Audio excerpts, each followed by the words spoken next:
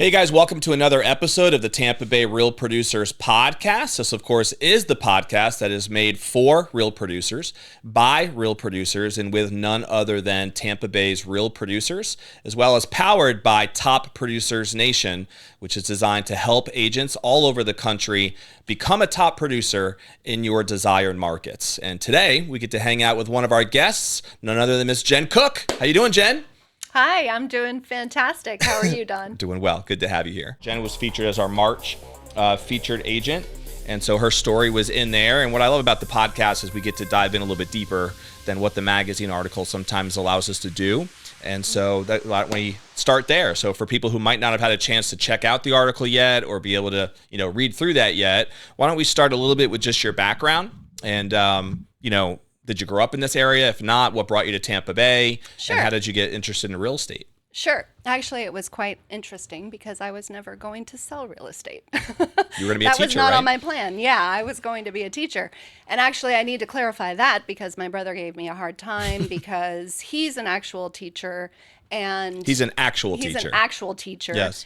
And has taught all over the world. And so when I graduated college, I got invited to join a school, an English language school. And I had signed the contract to start teaching. And then my, my boyfriend at the time, Ricardo, who's now my business partner and my ex-husband, which is interesting. Nice. But he decided, let's go to Tampa and do real estate. Mm-hmm. And I had never done real estate. I had never done sales. I was planning on teaching. And then we just Why left. Tampa? We left. He actually looked up the market, and it showed that Tampa was really kind of in transition. Yeah. At that point in time. That was 2002. Okay. And so he said, you know what? Let's just go to Tampa and do real estate. And you were in Colorado at the time? I was in Colorado. Okay. Yep. Is that Most were of you my grew family, up? Yeah, I grew up. Your in roots were Colorado. there? Yep. Denver or what part? Denver. Go Nuggets, even though I'm not really a sports fan. Hey, this is the but time. I just had to throw that out there. there. Are you a Joker fan? No. They won the championship last year, and they're going at it again this year. So I know. I have a buddy who lived out there. He's not there anymore, but I spent about a week out there a couple of years back, and I enjoyed it. It was fun. Yeah, Red Rocks and everything that Red Denver Rocks has to offer. And the mountains. Yeah. And, Pretty out there. I loved growing up there. I really did, but I did not utilize the mountains as much as I think I should have. I mean, You it's skier? embarrassing. Well, no, this is embarrassing. I'm a Denver native, and I've never learned to ski. Never. Ever. It's amazing that you're willing to admit that. I know, especially on live. Yeah, I tell you, that's a yeah. way of life up there. Is a ski. It is. And I'm not really a skier either. I went one time in my whole life, and I have a story about how I embarrassed myself, and I was like 12 years old. But this was fun. I grew up in Connecticut, but out there, it's like the way of life for sure. It is. So you're more of the beach lifestyle. Tampa's more your calling, huh? Well, I love Tampa because it's just so diverse and it's so eclectic, and the fact that you can get to different locations so quickly. Mm-hmm. So like you can go from cosmopolitan downtown Tampa to really eclectic, St. Pete, ground roots type of granola area. Then you go up to Tarpon Springs, and you can do this in like 20, 30 minutes. I mean, it's so cool. The beaches are beautiful. So Now, do you live in Clearwater? I do. Okay. Mm-hmm. Is that where you came when you came down in 2002, or have you guys moved there since? No. We found an apartment online. I was going to finish with that story, but we found an apartment online, and it was actually Foxcroft Apartments right there on Dale Mabry, and we were in real estate school the day we arrived. Gotcha. So the plan from the get-go was to come to Tampa, get into real estate. Yep. And so tell us a little bit about how that got rolling. Did you guys, get off to a fast start? Did it take a while to get some traction? What was that first year like? Well, it was interesting because we basically got into real estate in the beginning to be investors. Okay. So we started by flipping homes. Okay. So I joined what used to be Coolidge Realty. And that Jim Coolidge, God rest his soul, he was an amazing, amazing leader, amazing broker at that point in time, and I learned so much from him. But he's been long gone now. But he basically taught me. He taught me how to do real estate. Okay. Because, the real estate school, it only teaches you so much. Yeah, it's more like contracts. You really and stuff, have to, really have to get out there and actually start, communicating with people and start wheeling and dealing. And so he did that for me. So then, So you became a licensed agent so that you would have access to the MLS to find distressed property? Was that the focus? Okay. yep. That makes sense. So we ended up flipping some properties. There were some in, like, I remember one off of Lake Road, somewhere down in, now I can't remember, but it had a basement. Oh, wow. You don't see that in Florida very often. Yeah. This house was purple. It was purple when we bought it, and it had a basement, and we ended up, renovating it and flipping it, and that was fun. It's like they just transplanted it from the Northeast and just stuck it in Florida. Yeah, but it had a basement. I had no idea that Florida homes could have a basement. No, neither did I. That's a unicorn. That's a unicorn. Yeah. So how many homes did you flip your first year? Do you remember? Oh boy, this was a long time ago, Don. Well, let's see. I can think of 1, 2, 3, 4, 5, like 5 off the top of my head. Okay. Now, were you focused on the investment side for many years, or how long? No. I was always wanting to get into general real estate. Yep. Ricardo was going to be the flipper and investor, and then he decided to get his broker's license and open up Bahia. But keep in mind, I was still with Coolidge because I did not want to work with my soon-to-be husband. Right. So then finally he asked me after a few years. I was doing well with Coolidge Realty. I was a top producer over there, and he said, "You know what? You should join Bahia." And I said, I don't know if I can work with you. So that Bahia was started by Ricardo? Bahia was started by Ricardo. Okay. And then what year was that, do you know? Oh, gosh. That was probably, I want to say 2003. Okay. Yeah, 2003. So not that long after you got down here. No, it was pretty immediate. And then we also had a mortgage company back then. It was Premier Mortgage. Was he recruiting agents? He was recruiting agents. Yeah. And then he finally won you over, huh? He finally won me over. Yep. And so when you did come over, did your focus start focusing on like typical retail residential real estate, or were you still focused on the investment world? We were doing both. Yeah. So we were definitely focusing on, residential general real estate. Yeah. But then we were also doing the flipping. Okay. But we didn't really continue the flipping very much just because the market changed. Yep. And so at that point in time, we had to kind of pivot. Yep. So then in the meantime, also, we had to bring my former father-in-law from Venezuela. He was here on political asylum, so we brought him into the company. So he lives in Orlando, so we opened an Orlando office. Okay. So we had Bahia Tampa and Bahia Orlando. And then just recently, within the last 5-7 years, we opened up Bahia Miami. Okay. So we actually have 3 offices: and Tampa, still to this day, Orlando, and Miami. Okay. And Ricardo is still owner of the 3 locations? Yep, Ricardo, Raul, and myself. Okay, very cool. So you didn't have a network here, it sounds like, when you came down from Tampa. You didn't really know anybody in this market and just kind of dove in and figured it out. So what was that like for you in terms of trying to get things off the ground? What were some strategies that you used that worked for you to be able to build your community and build your pipeline and start to get things flowing? What was that like for you? Well, in the very beginning, that was fun. I mean, I would do, I would sell the properties that we would flip. So I would host open houses. Back in the day, gosh, I went to different restaurants and I would post flyers and and it was kind of terrifying. Yeah, I mean, you do have to put in the grunt work in order to really build the pipeline. And building the pipeline is the most important thing in real estate. Yep. If you don't have that and you don't have a community, it's really hard to get started. Totally. But once you have that, then you're golden. Was there a specific strategy that you feel like really took off for you or worked the best? No, I mean, I networked a lot also. I was a part of Tampa Bay Business Group, and I was a part of a lot of different chambers back then. And so I think that really helped me in the beginning to just get out there. Yep.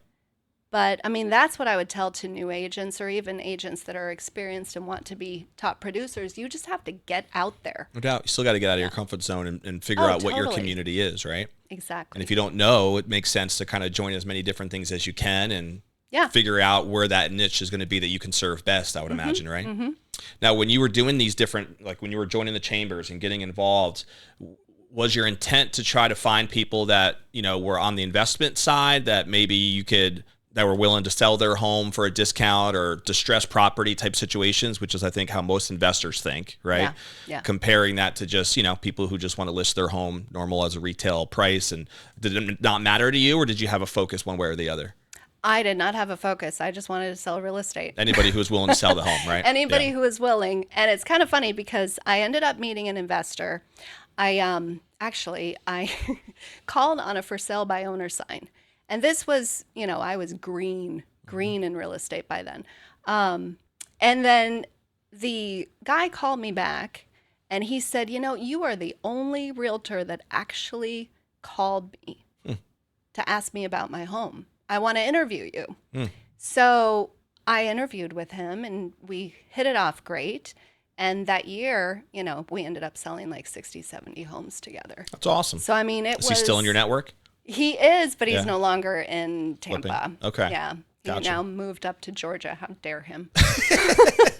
Is most of your focus Tampa Bay, Jen, or do you also serve Orlando and Miami as well personally?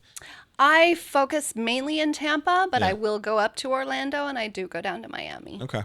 If I have to. And most of your buyers and stuff are in this market. Most of your network is in this market. Yes. Okay, cool.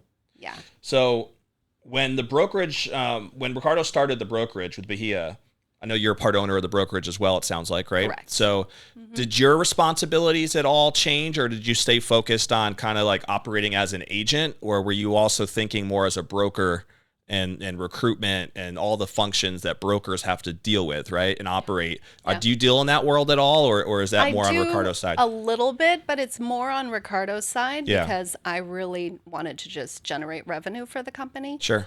But I also Somebody have has gotten to. into Right. exactly. Yeah, that makes sense. So, but I have gotten into helping the agents. I'm actually the only one that's really sold real estate because Ricardo and Raul really don't have the experience selling real estate the way I do, but they are amazing when it comes to marketing and just back end business. Yep. So it's kind of like a trifecta the way we were. Yeah. So, but yeah, I would basically still meet with the agents. I would train a little bit, and I would help them out if they had any contract questions. I would help them out.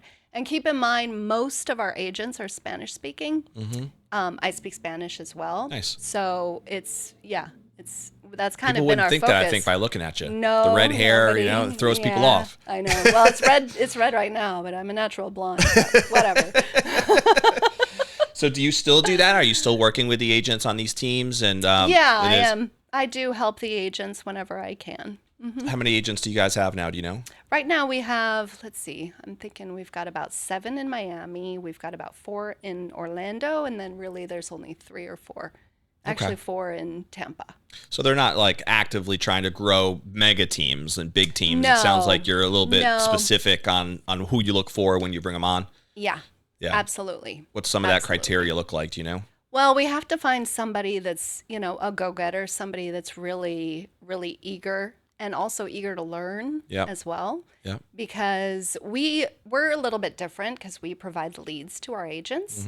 So when they come over, they don't have to do any marketing. They don't have to do anything. All they have to do is just be available and be closers. Okay. That's basically what we're looking for. That makes sense. So if somebody feels like they're a confident closer and they're looking for a place, they at least can have a reach conversation, right? Absolutely. And Call the me leads are anytime. generated through Ricardo and the back end, whatever the program the back is. end, and we have a very strong presence on the internet, our website. So, but yeah, he's the software engineer by trade. Makes sense. So he can optimize that website like no other. Makes sense. So he generates the leads that way. And is that where you get your personal leads too, or do you do a lot of self-generation as well? I do both. Yeah. I do both. I've gotten a lot, of course, from Bahia and built up, a pipeline and just a referral base from Bahia. But then I also have my own. Makes sense. What do you find the most fulfilling about the real estate career now that you've built? Thinking about back when you were going to be a teacher and everything that you now can look back upon as your journey with this real estate career over 20 years now. What's most fulfilling about it for you? For me, I have always loved helping people in any way I could. So as a teacher, I was definitely, that was my passion, was helping people. And I see how in real estate, I can help people. And it's also kind of like teaching them in a way too, because you have to be a guide. Yeah. And another thing is just talking to people, getting to know people, communicating with people. I mean, that's what I love about this business is meeting new people, figuring out, what their needs and wants are, and then boom, going and finding it. Yeah. And that emotion that's involved. I mean, I get excited. I still get really excited, even though being in the business for so long, I still get excited when I have a first-time home buyer or when I, sell $1 million home. It's like, it's still super exciting to me, every single transaction. And then on top of that, it's just, I think I've mentioned this in the article, I like dealing with difficult people.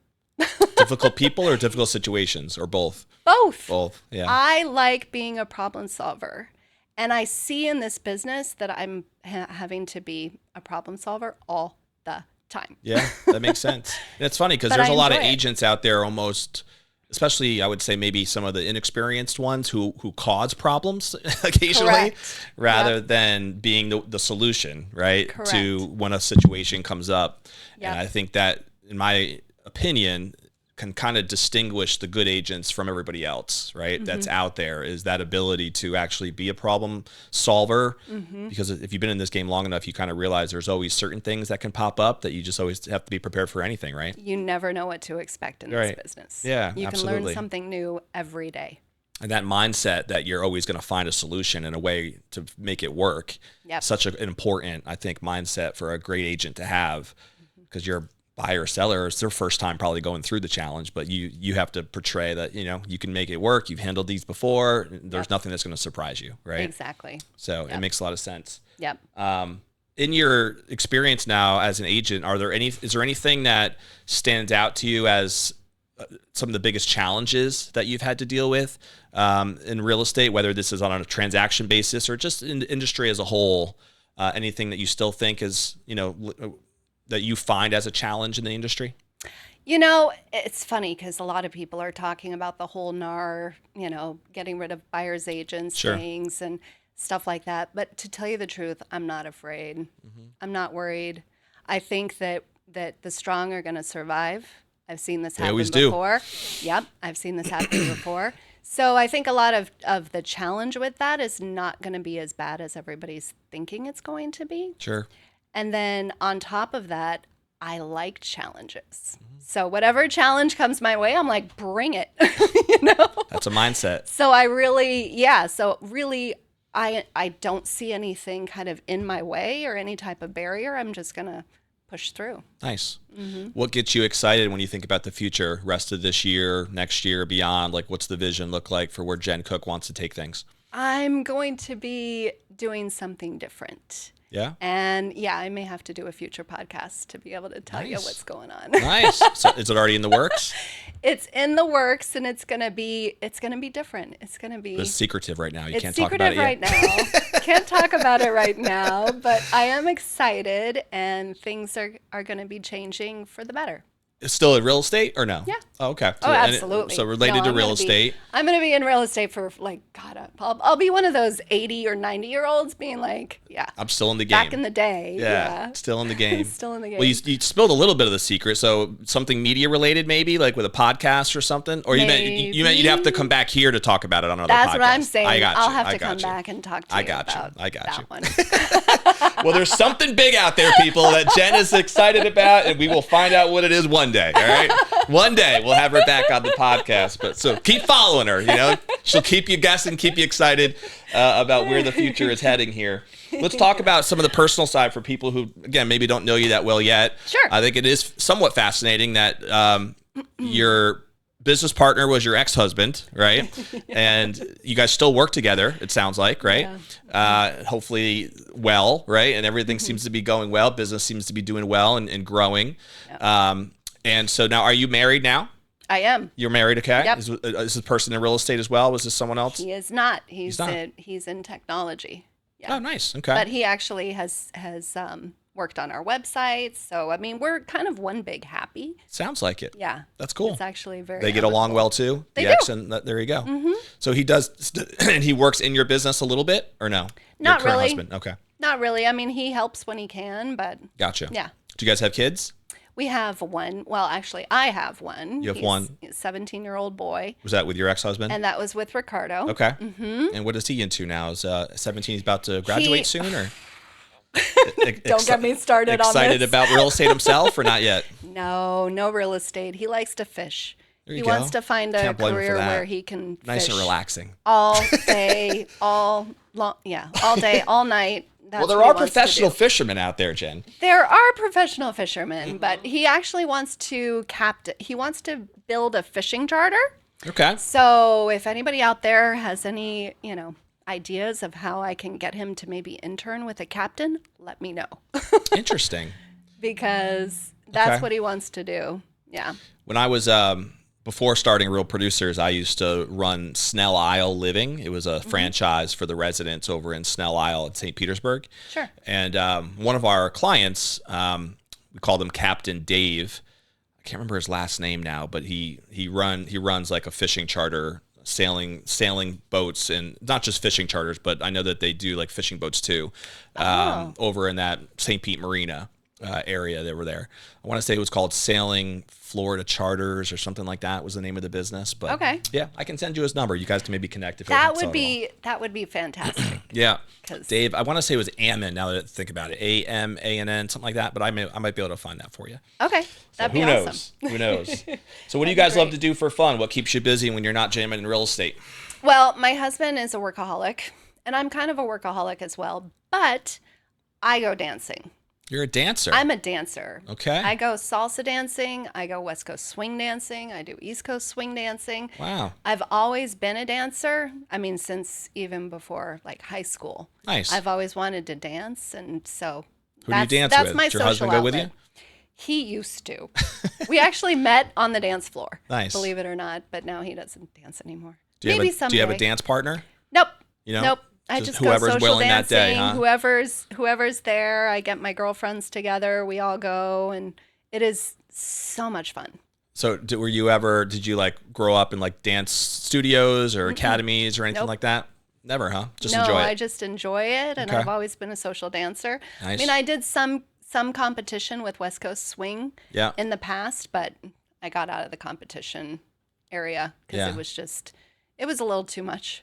My wife has a little bit of a background with that. Does she? Not swing dancing necessarily, but she grew up dancing and teaching in the dance academies, and and now she's got our little girls doing the same thing. So that's My exciting. daughter just has an upcoming. Her big dance recital actually is next weekend. Oh, that's super fun. Have you heard of the All American Dance Academy on Dale Mabry? Yeah. So that's where they go. Oh, Yeah. that's awesome. Apparently, it's got a good reputation, I hear, in the area. So they've had a couple of Tampa Bay Buccaneers cheerleaders come out of there, and some of them actually come back and teach some of the classes and whatnot. So yeah, Nice. I guess so. They enjoy it. That's Yeah. been my exposure to the dance community, though, has been through my daughters and my wife for sure. Yeah. She used to dance for the New York Jets actually up in Connecticut. Oh, when cool. we lived up there. So Very yeah, cool. very neat. So Nice. anything else other than the dance community that keeps you busy? Let's see, dance. I mean, honestly, I don't have a lot of time. Right, you're working know? too hard. I'm working so much. One of the things I wanted to ask you about too is we Yeah. every month, you might have noticed in our magazine, we do this section called Making a Difference, which is generally spotlighting like nonprofits and different affiliations and stuff of that nature. And so sometimes I'm able to ask some of the people we have on, like, are there any causes like that are important to you that you guys support or you're involved with that you'd wanted to throw a little spotlight in? Yeah, I mean, I can throw it in. Human trafficking has been something that I've been obviously an advocate for a long time. And so, Hopefully against. well, an advocate against. Sorry. We all knew what you meant. Yes.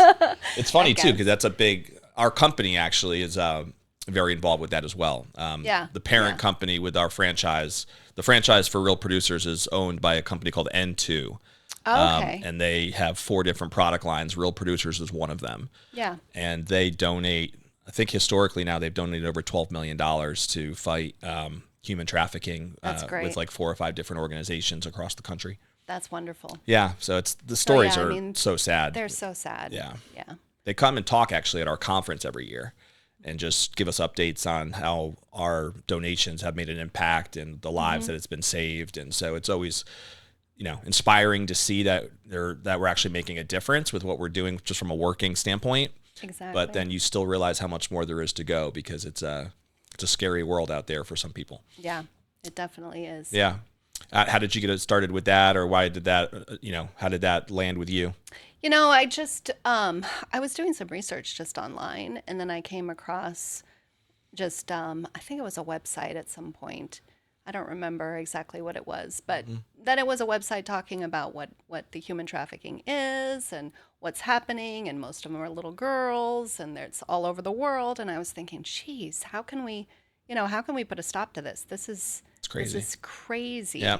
So I've been involved with making donations and that kind of thing. There's Clearwater.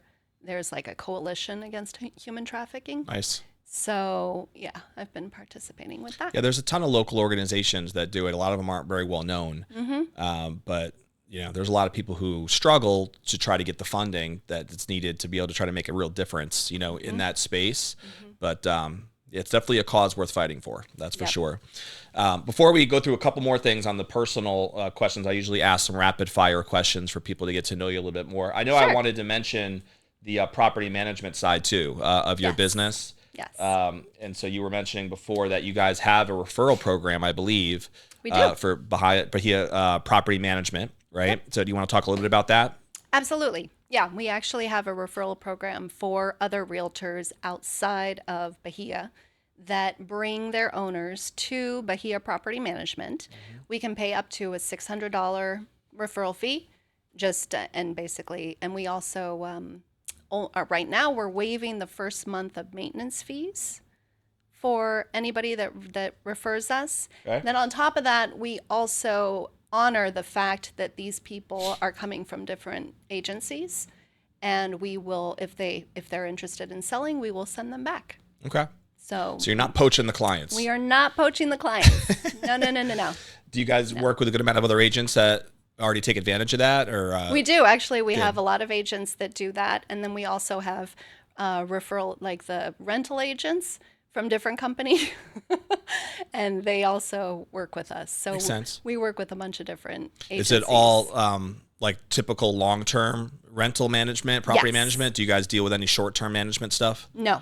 Okay. Nothing in short term yet. We were considering that a few years ago, but I'm glad we didn't. Yeah. But long-term property management. So if anybody has an owner that is interested in renting their property, then they can definitely reach out to us. And that's managed in-house through Bahia, right? Yep. Okay. Yep. Very cool. And we have a whole management team, so we're happy to take on that client. Now, does Bahia also still have the mortgage side and the things you mentioned before, or is it? We do not. We have the mortgage. It's property management property management. And real estate. Real estate, yep. And we do residential and commercial. Got it. So it's commercial as well. Mm-hmm. Cool. Have you dabbled in that side too? I have. I don't like it as much. Yeah. Not quite as homey and personal, right? Yeah, it's not as fun. It's more about numbers. Honestly, it is. It is. But I have, and I would, if I have to. But I would rather not. I'd rather stick to general. I got you. Homes. Dream homes for people. A couple rapid fire questions for you as we start to put a bow here on the episode for people. So, do you have a favorite book, Jen, or a seminar, author maybe, that, or even a podcast, I guess, that you feel like has made an impact on you personally or professionally? Well, I'll tell you, Grant Cardone. Grant Cardone is awesome, first of all.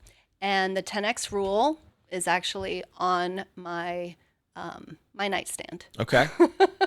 So it's a good place as a reminder. Yeah. I'm not really having time to read it, but it's sitting on my nightstand. Hopefully subliminally the messaging is just getting through as you're sleeping. Yeah. So I've been listening to a lot of Grant Cardone and just, changing the mindset and really thinking big. Mm-hmm. And I went to the 10X convention in Miami, I think it was 4 years ago. Nice. And it was tremendous. Yep. So anybody that can go to a 10X. He's inspiring. He's inspiring. Yeah. Have you gone to a 10X? I have not gone to a 10X. I've read his book, and I have listened to a lot of his content online. Okay. I actually was at a conference once where his wife was there, Elena, on the panel. They had different panels going on, and she was there, and I was very impressed by even her. She talked about business, but she also talked about their personal lives, and there was a balance of both. So I liked I liked her stance on, in her opinion, on how she balances family with the empire, that they've been able to build. But yeah, I mean, his content is solid for sure. Definitely. I like that he's still actually doing deals and he's not just a guru teaching, but he's got that Cardone Capital. I'm sure you're familiar with it. I'm an investor. You are, yeah. So that's anybody can do that. Check it out online if you want to, but it's just cardonecapital.com, I believe. But seems like they've built up a pretty solid fund there, to be able to do syndication type deals. Yep. That makes sense. Yeah, I own a fraction of one of them in Fort Lauderdale. Makes sense. Yeah, his headquarters is down there, right? Like Fort Lauderdale or Miami area. In Miami, right? Yeah, the headquarters. Cool. But yeah, I've always loved Grant Cardone. Yeah, his content's solid. There's no doubt. He knows what he's and I think I heard somewhere that like he's put out more social media content. I don't know if it's than anybody, but there was some stat or something I saw where like the amount of video content that he pounds out is like supposedly one of the top posters in all of social media, right? I would not be surprised at all. Which, not at all. That's impressive too, just to think about how many people are out there that are putting out content. The amount of stuff that he puts out there is, there's no shortage of it. Yep. That's for sure. So cool. Do you have a favorite movie or TV show? Oh, no. Nothing come to mind, huh? Who has time? Who has time to watch TV? Yeah. No, actually, I do watch TV, but it's usually at night, and yeah, I just kind of watch whatever's on. Right. You mentioned the Nuggets earlier. Are you a sports fan? No. No. Okay. I just mentioned the Nuggets. They did well because it's the Denver. Other day. It's Denver. I got you. The roots are there. Do you have a favorite food? Favorite food? God, I love food. I'm a major foodie. Okay. So I will try anything once. That's Do you kind have of my anything motto. stand out? No. All right. Because I love everything. Clearwater has a ton of great restaurants too, though, out in that area. Clearwater, Dunedin, Safety Harbor. Yeah, I'm a huge fan of Dunedin too. That whole downtown area is kind of neat. Yeah. It's got that, being from the Northeast, like the towns up there have a different feel to them than most areas in Florida or other Southeast areas. But Dunedin to me has kind of like a Northeast town type vibe. Does it? So it does, yeah. Oh, I think that's just cool. Walking around, it's got a towny type feel to it, It does, yeah. A lot of local business shops and that kind of thing, and there are a lot of great local restaurants that are in that area, so it is neat. Have you sold some real estate over there too, I take it? Oh, yeah. Yeah. Oh, yeah. I'm sure. We had an event once at the Fenway over there. That would be so cool. It's a cool spot. Sunset up there is one of the best, I think, in all of Tampa Bay. Yeah, it's pretty. I had a birthday up there, actually during COVID. I had a birthday at the Fenway up on the top, and it was sunset, and it was perfect. Yeah, no doubt. It's beautiful. It is a cool little spot for sure. All right, so this is what I would call the legacy question, Jen. All right, so it gets you to think a little bit about what matters most, right, to you. And when you think about that day that you'll be sitting on your rocking chair when you're 80 or 90, as you said, it's still in the business, of course, as you said. Of course. But you're thinking back to what you'd want to be most remembered for. What do you think matters most to you? What type of legacy do you think you'd want to leave? Oh, boy. Wow. A legacy. I mean, honestly, again, it comes back to helping people. And I want to serve, I don't know how many people I've actually served up to this point, but I've served a lot of people, but I just want to be able to help people, find their dream homes for forever. Do you find that a good percentage of your business is through your current client base, like just repeat customers? Absolutely. Yeah. Yeah, but we also have new people coming in all the time. For sure. Yeah, and it sounds like you do a pretty good job of the lead gen side too on the back end and making sure that that's the case. Yep. Is there anything you guys do to kind of maintain those relationships with the existing customers to try to facilitate multiple deals? Or that just kind of happen naturally? It kind of happens naturally, but at the same time we have email campaigns and we have different campaigns that go out so that we keep in touch with these people. Because I've kept in touch with people over 10 years before they've actually bought. Yeah, it's a cycle. You got to keep it. You just got to keep in front of them. Keep right in front of them. No doubt. That's the whole key. Very cool. Yep. So if someone wanted to reach out to you, Jen, whether it be regarding, your experience in the investment world, Obviously, you've built a good business, a healthy business from a standpoint of just typical retail, residential real estate. You also have your experience with the brokerage and how you guys have built Bahia, the property management side with the agent referrals. So there's a lot of different facets there that we've talked about a little bit here today on the show. But if someone wanted to pick your brain, or even if an agent just wanted to reach out to you guys about the referral program that you mentioned on the referral side, what's the best way for someone to do that? Best way to reach me is my phone number, which is 813-810-7454. And my email address is Jenn, Jenn, at Cook.com. And then that's probably the best way. And then you can find me on Facebook at Jenn-Ciotti, Ciotti. I had to throw that in there because my husband gives me a hard time about not changing my name after we got married. So I am Jenn Cook-Ciotti on Facebook. I don't think we had that in the magazine, did we? No, you didn't. It was right? just Jenn Cook. Yeah, there you go. But anyways, Jenn Cook-Ciotti on Facebook. And then I'll be actually creating a TikTok, and I'll be creating more Instagram, and I'll be creating a lot more media. Social media content is coming out. Media content is going to be There's something coming big out happening soon. in the works. There's something brewing, Jen. Something's happening. It's that's exciting. neat. We'll put some of that stuff too up on the description when we get your episode here dropped. And we're gonna end the episode the way we do really with every episode, which is with a challenge to the audience. And the idea is that if you are watching live through any of our platforms, or you're listening to this through any of your favorite podcast platforms, by the way, if you haven't already subscribed to our podcast, just click the button, and that way every time we have a new episode, which like one we just did with Jen, we drop a new episode every week, every Friday. You can be notified of those episodes if you follow us or you subscribe. So if you click that, if you find that the content is helpful and helping you hear and learn from the top producers, that's how you will be notified of more episodes to come.